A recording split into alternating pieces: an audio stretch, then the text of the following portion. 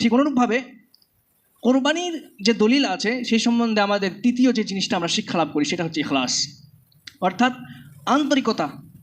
আমাদের আন্তরিকতা আল্লাহ রাব্বুল আলামিনের বিষয়ে কতটা বেড়েছে, গত বছর যেমন ছিল সেরকমই আছে না একটু বেড়েছে, কতটা ইখলাস আমাদের মধ্যে এসছে।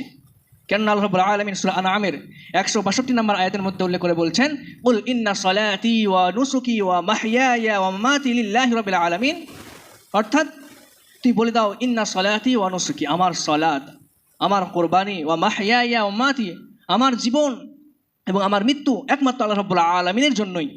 ইখলাস কতটা এসছে যদি আমরা মনে করে থাকি যে আমাদের নামাজ আমাদের জন্য না, মানুষ দেখবে এই জন্য নামাজ পড়তে আসছি, তাহলে এখানে ইখলাস পাওয়া গেল না, এখানে আল্লাহ রাব্বুল আলামিনের প্রতি আন্তরিকতা পাওয়া গেল না।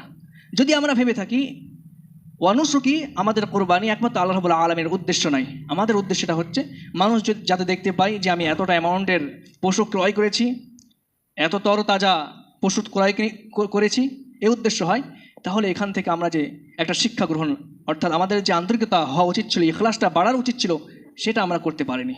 অর্থাৎ আমাদের উদ্দেশ্য হবে যে সব কিছু, নামাজ, কোরবানি, জীবন, মরণ প্রত্যেকটাই হবে একমাত্র আল্লাহ রাব্বুল আলামিনের জন্যই।